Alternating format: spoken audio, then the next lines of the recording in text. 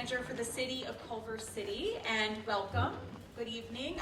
Obviously, some of you had a chance to peruse the room and look at the photographs, but I'm very pleased to be here. I have been at Culver City for almost 2 years, and this project was one of the first emails I received in my new position, which was you need to work with Hackman Capital and the Culver City Historical Society to talk about the monumental effort to move the Culver Studios bungalows on the site, a site that is steeped in history and is a big part of the story of Culver City. So I'm, 2 years later, I'm so pleased that this event is finally happening. We'll be recording it tonight and making materials available online after this.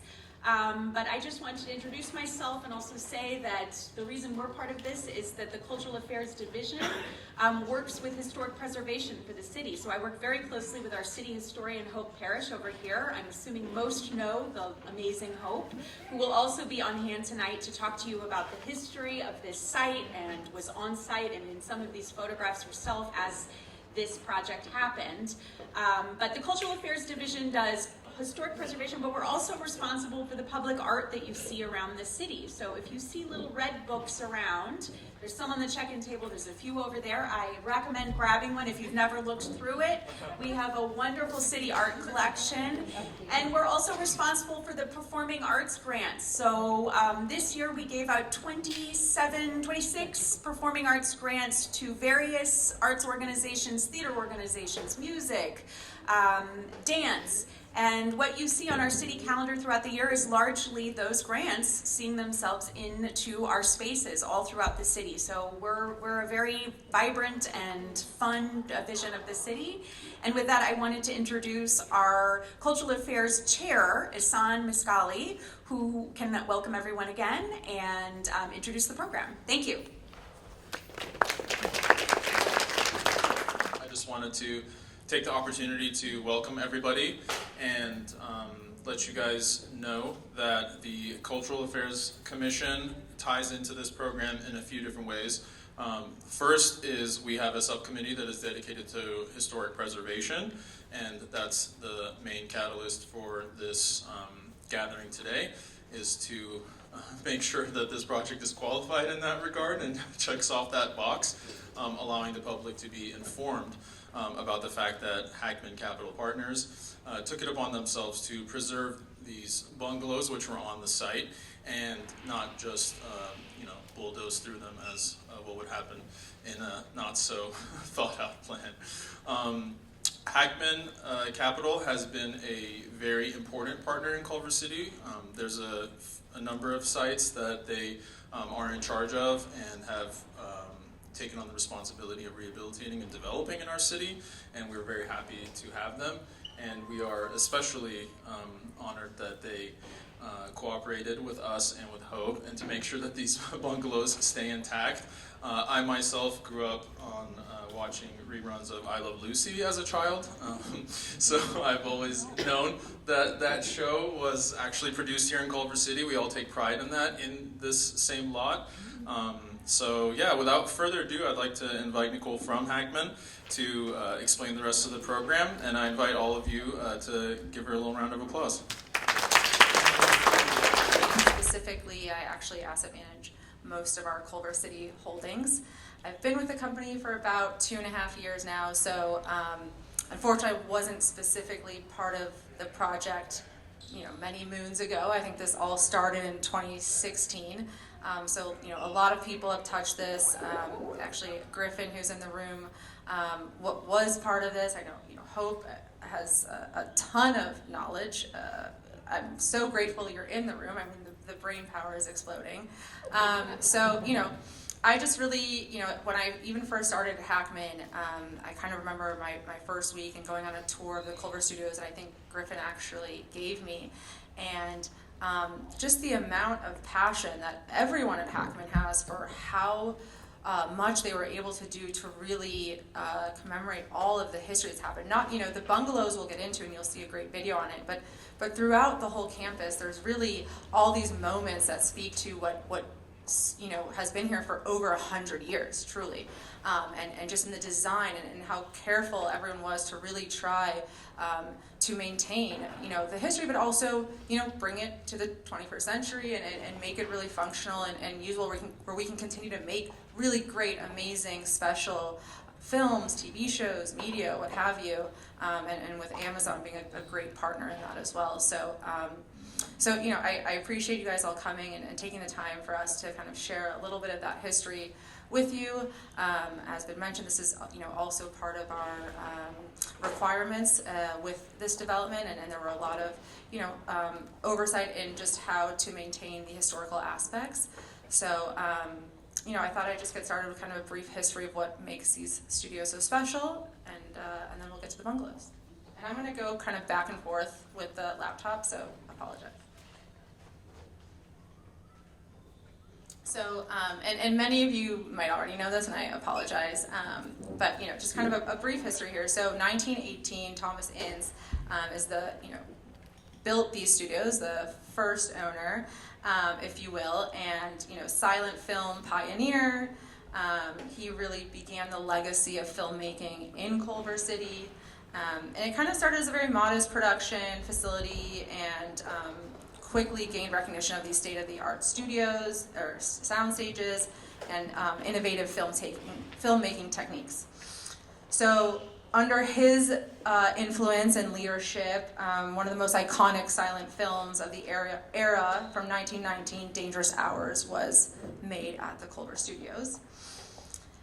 And then you fast forward a little bit to 1924, and after Thomas Ince's, what some consider suspicious death aboard the William Randolph Hearst yacht, Cecil DeMille purchased the studio, bringing kind of his new vision and influence over the next few years.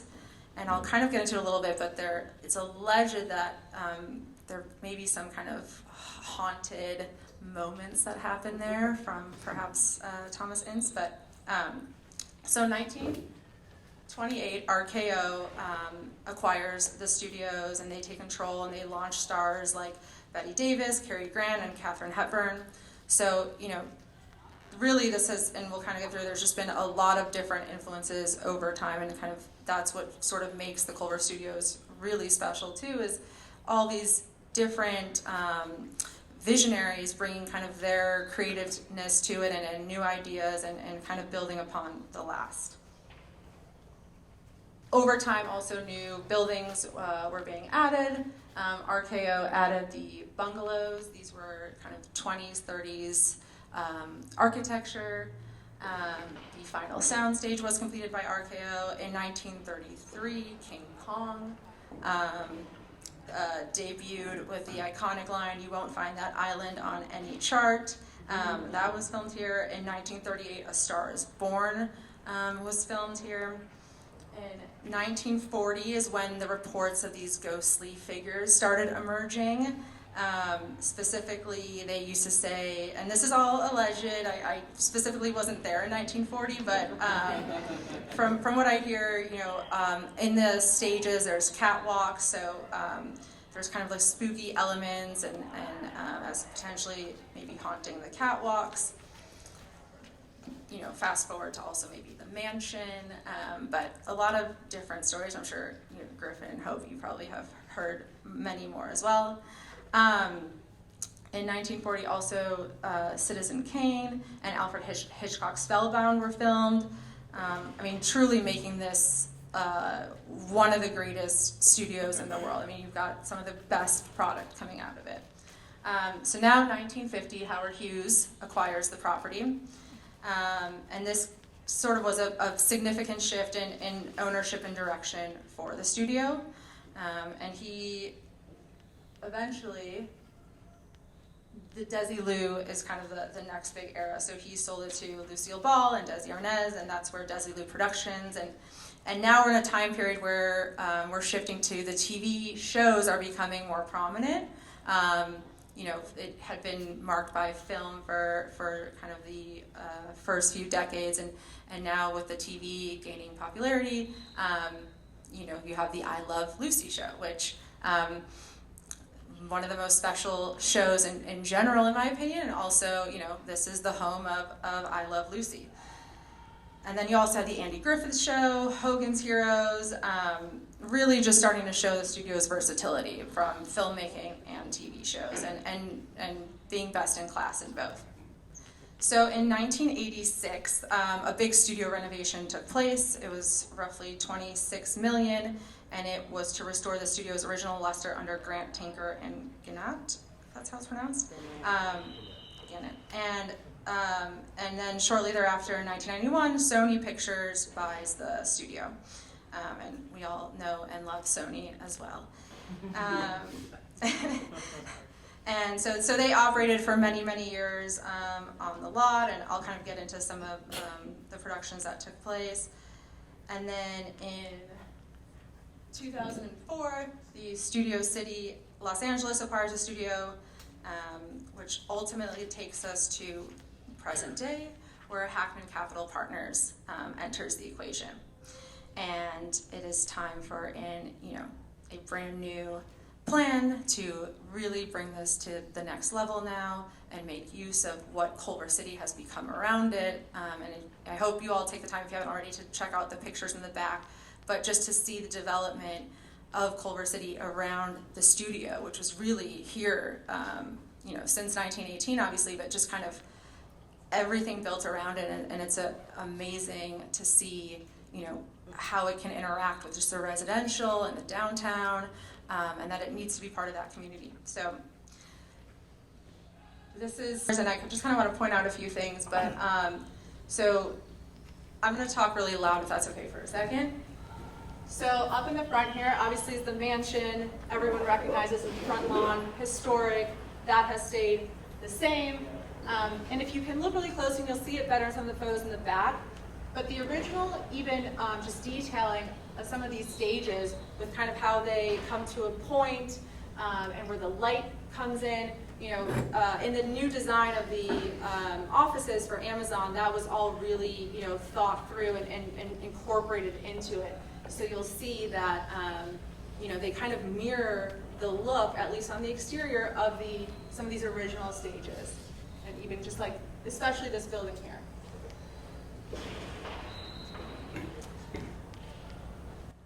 Okay, so iconic projects, obviously, there's Wizard of Oz, Citizen Kane, It's a Wonderful Life, The Ten Commandments, which is coming up. You have The Magnificent Seven, Chinatown, Ghostbusters, E.T., which is a big one, Top Gun, Forrest Gump, Titanic, The Matrix. On the TV side, I Love Lucy, Three's Company, The A-Team, Melrose Place, Scrubs, Glee, The Newsroom, Veep, Justice Judy. I mean, it's truly like it's really amazing just how much history and how many people have walked through these gates. So just here you can see, this is a current picture of the office buildings, and these doors that say 4 and 3 are meant to mimic the elephant doors of stage 4 and 3. So just throughout the campus, there's a lot of subtle moments to try and really, commemorate what was here, including the bungalows. So getting to the bungalows, how did we do this? So, as you can imagine, moving a building is much more expensive than just building the exact replica of a building, especially when it's just a wood frame, pretty simple structured building. These weren't huge, but obviously so much history, and the effort to move them was not just in the physical move, but also in the path of travel. So, there are structures that could not be moved, and these bungalows had to fit through those structures. So you'll see in some of these photos, it's within inches. There's one of the buildings that had to be sawed in half.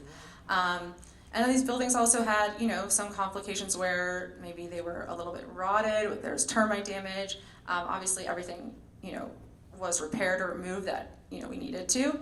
But, it was a very long. I think the amount of planning that went into it was tremendous, and it was definitely a commitment to not only preserving the bungalows, but even in doing it properly. It was a line item expense that most wouldn't be able to swallow, I think, and then I think bringing all the bungalows together, into this collective next to the mansion where it can really still be utilized in the same way they had been utilized. So, the bungalows are these, charming little offices or production, meeting rooms. They kind of provide this cozy and creative environment that a lot of people that worked on these films and directors and actors actually enjoyed versus being in offices or the large bustling stages. It kind of gave you this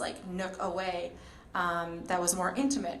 So the way they're kind of all situated today is really also to leverage the initial intent of how they're used so that they can continue to be used that way if needed.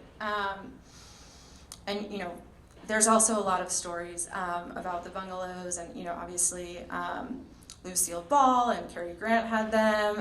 The haunted tales. I think there's alleged stories of maybe some Kennedys using them nefariously. Unclear.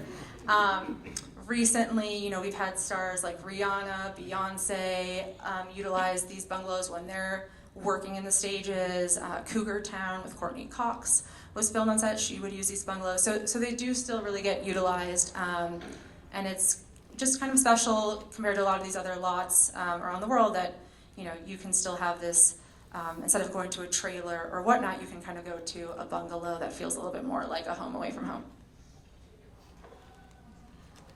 So these pictures are pretty crazy, but the top one is showing you literal inches in which this bungalow slid through the 2 stages.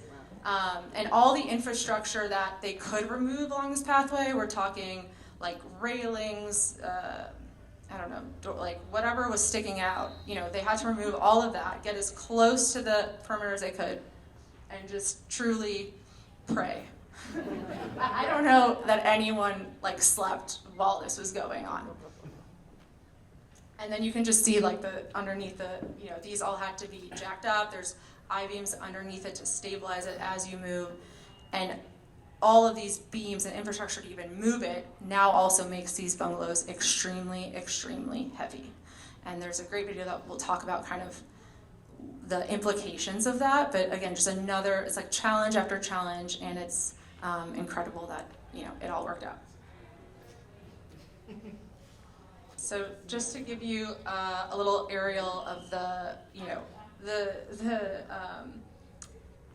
distance in which they traveled. It doesn't seem like much. It's all on one lot, but it took many. I don't even know actually how long. Do you know how long it? Multiple days. Multiple days. Over weekend and over weekends, Okay. because they had film shooting on the lot. And when I was there, they moved the last one, and it took them all day to get it around. Plus the other half, because that's the one they saw. Yes. So truly a labor of love.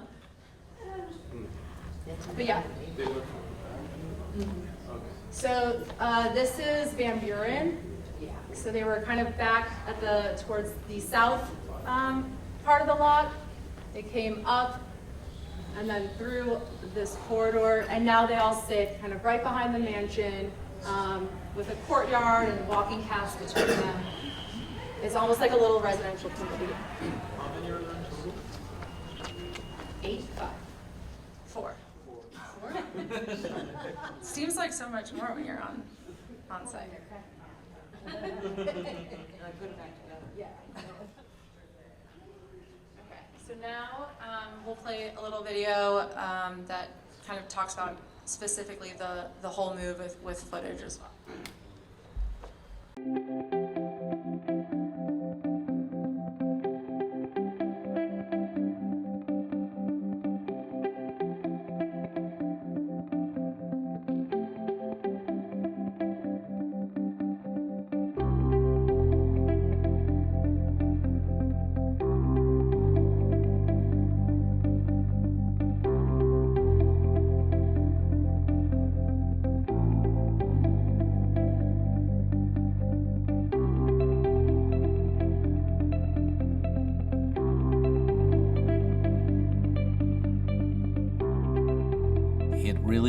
was critical for us to try to get all the historical structures together in one location. So the bungalows wound up in the middle of the lot, and it wasn't the most efficient place, plus it didn't really bring out the historical significance. So we thought by connecting it to the existing mansion and bungalows at the front of the property, it would be a better location.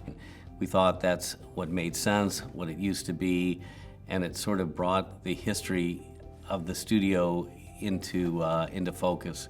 It was also important to move the bungalows so that we could begin the process of moving forward to modernize and innovate the studio. So it was an important step in the entire process for us, and a really meaningful one. Well, I think it's extremely important to preserve the history of this studio. I mean, the fact that it has a history alone makes it valuable. There are stages in this town that don't. Thomas Ince is one of the founding fathers of film making in Southern California. But then you go on to Cecil B. DeMille, you go on to David Selznick, you go on to Desilu. I mean, E.T. was made here, Hogan's Heroes was made. There's stuff here that Ozzie and Harriet was made here. So this place does have a history, and I think that everybody who comes here enjoys that sense that they're kind of part of that history and they're really continuing it forward. This place has a heart and a soul, and it has a history, and I think we all value that, and I think we should treasure it. This project was basically about moving 4 historic bungalows that were built in the late 30s. They were homes to Clark Gable and Vivian Lee, Olivia de Havilland, Gloria Swanson, and Orson Welles. I mean, that's all our history.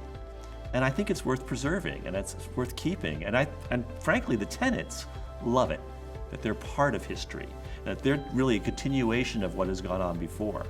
And I think just walking around here, they all get a sense of that, and they like it. This could be a brand new studio, it would not be nearly as exciting.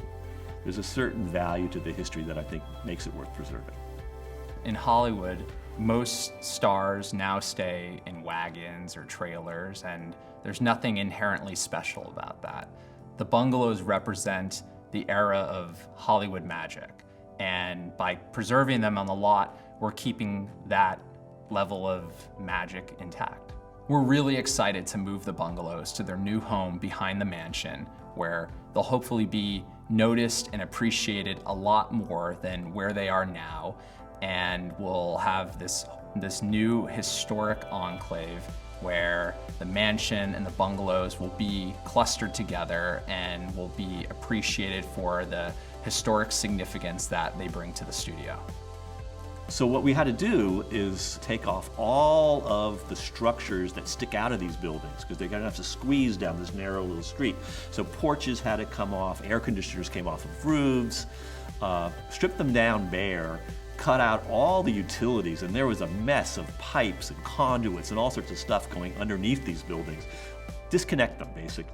They slide these giant steel beams underneath them, and then they put these dollies underneath the steel beams, and they're gonna slowly, they pull them and they roll them down the streets. It's pretty amazing. But they squeezed them through this narrow little area, and I mean, there were inches to go when they were doing it. And at one point they were kind of hitting, and like I said, there's no dry run for this, you just kind of go for it. But they're bringing the building up and they're not quite clearing a concrete planter bed. So they have to jack the building up a few more inches in one direction so they can clear it and squeeze it down. These guys are great. These are the same guys that moved the space shuttle. They said they moved like a 50-foot concrete building in Pasadena. So, I mean, to them, this was kind of child's play and pretty simple. These particular buildings have been associated with Culver Studios since the 20s and 30s. So their association is almost 100 years old. They're really important in maintaining the historic significance of the Culver Studios. We couldn't have picked a more difficult relocation project. And the reason I say that is because we're relocating the bungalows to the top of the parking structure. The weight of the bungalows combined with the rigging that's required to move them is too much for the parking structure. We have to be very precise about what we're doing and think everything through really carefully. We can't just move them and build a new foundation and hook the buildings up again. So, the drainage is an issue, everything is an issue. So it's a very intricate project. There was a lot of unknowns. We had to get the right team in place to find out what they were, give us enough time to actually make this happen. We've got the best team we can, but no one here has ever done this in its entirety. Everybody has done a piece of it, but no one has ever put buildings on top of a parking structure before. We have hired a specialist crew that have gone through and braced and secured the building to make sure that during the move it stays within its original parameters, doesn't shift around. We've removed elements from the building that would be problematic to travel. There was a couple of things that made the buildings too wide that we actually had to remove to fit through the access that we had.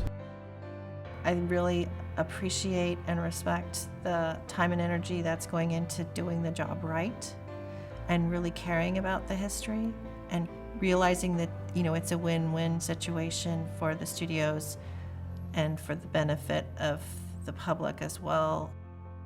We recognize when we bought it how unique the property was and its historical place, both within the community and at the city at large. So we felt like we needed to be a really good steward, and to be a good steward, it was important for us to preserve this as some form of, content driving facility. And it's just such a cool property. At the end, it'll look great and it'll look simple, but all the hard work that went into it is quite remarkable. I've watched that video many times, but the one comment that will always stick out is, you're the guy you've hired to move these, and he's like, no one's ever done this on a parking garage. And I'm like, okay, that's terrifying. But, I was actually just talking earlier this week with one of the development guys in our office, and the amount of reinforcement for that parking structure is insane, and was just kind of a wild card in all of this too. So it's just, so many people had to truly think through every single detail. Otherwise, it looks great, knock on wood, nothing happened, but like how close you are to just colossal failure also is, it's amazing, like you're inches from it. So, but, to Michael's point too, that was just very important to them to preserve it and make it super functional in its intended use. I know, we get feedback all the time that they love it, and the Culver Studios continues to be a really special place among the filming community. So here's kind of, I was talking earlier about, the original architecture and kind of what we have today, and even, outside the bungalows, we did try to bring in those elements. So, specifically these stages you can see with the lighting and the frame of it, and, how you have these buildings kind of mirroring and even angling in the same way. So I realize with Amazon being on campus, it's not necessarily accessible to the public, but we do have like a little virtual tour to give you guys a sense for what the campus feels like today.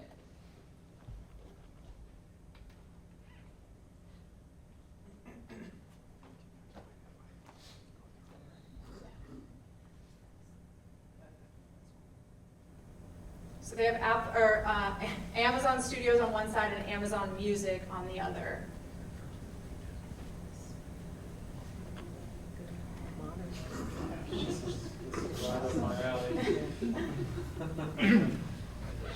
This many people work here at once?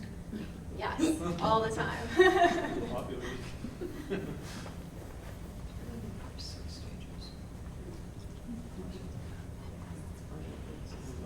a little village. It really is, yeah. And it's amazing to see that it's, with everything going on, there's still activity. It's to have the partner with Amazon, and that we can still make really amazing content out of these studios, and all the people that have worked at Culver Studios for decades, and that they're still working there, and there's still activity is really special, and something I've enjoyed getting to know a lot of these people that work there and the history, and their fathers have worked there, and they've been there since they were a kid. It's a really special place, and I know there's a lot of studios in LA, and I'm sure a lot of you have visited a lot of them.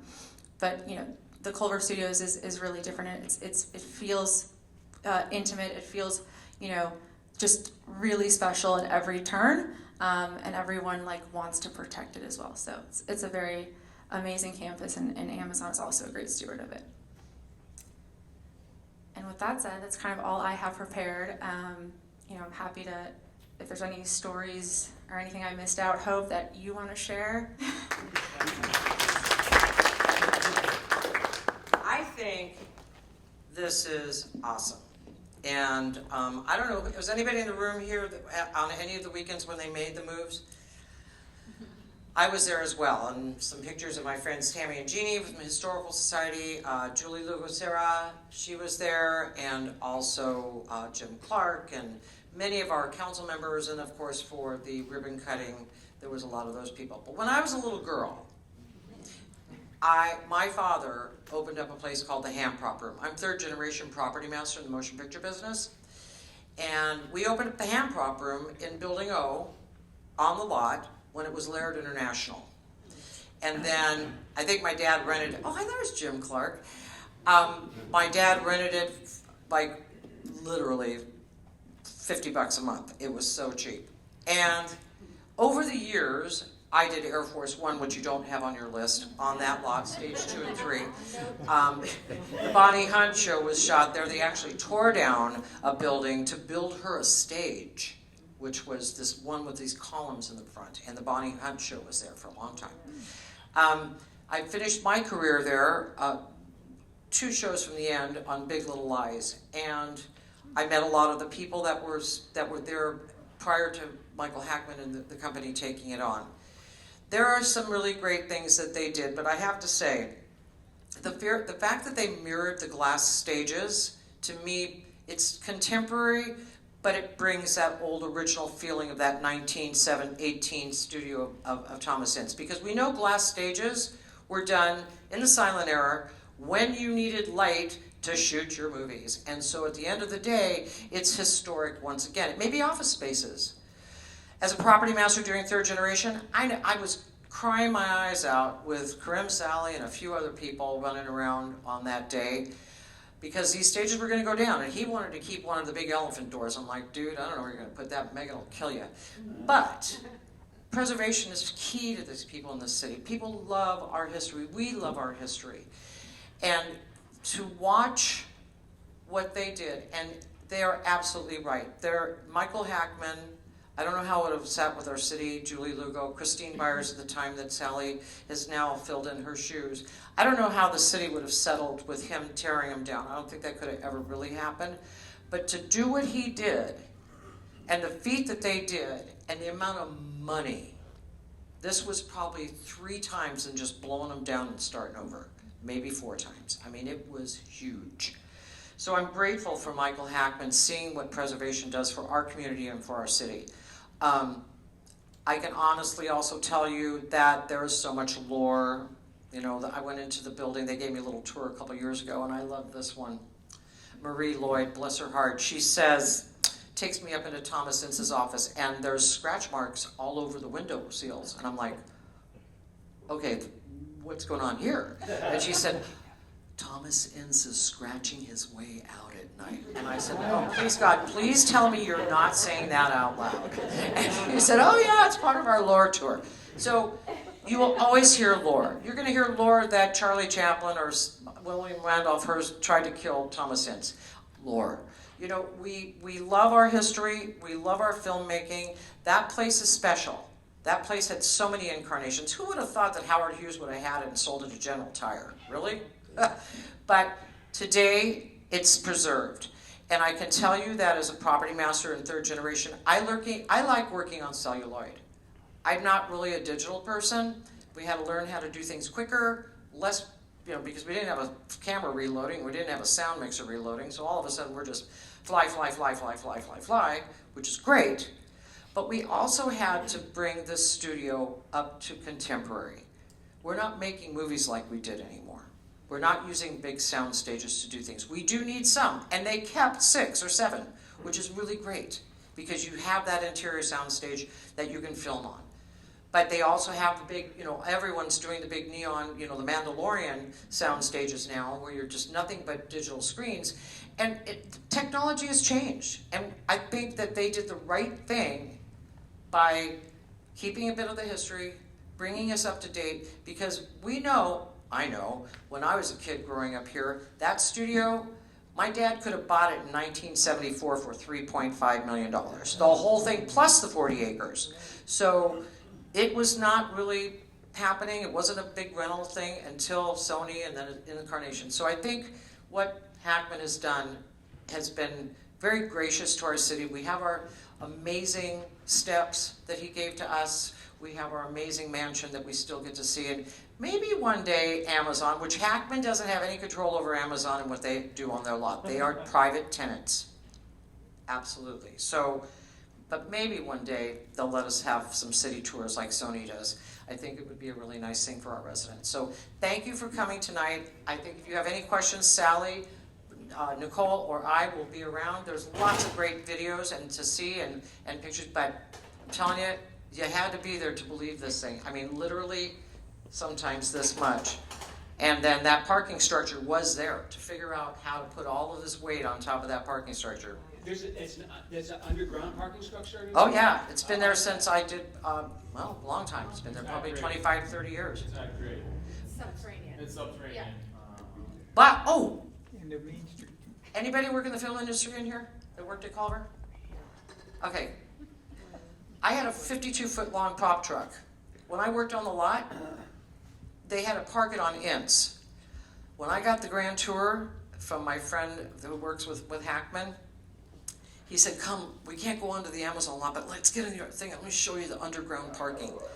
They got honey wagons under there. They got the prop trucks. They got the camera trucks. Everything is below ground. Nothing is on ints where the neighbors or vandals or many things. It was the greatest. I mean, I thought, oh gosh, if I could just do a show again, but no. So anyway, it's really great for the new young people who do have their trailers and their equipment and costume trailers. I mean, it was like an underground city. So I'm pretty impressed. So anyway, thank you.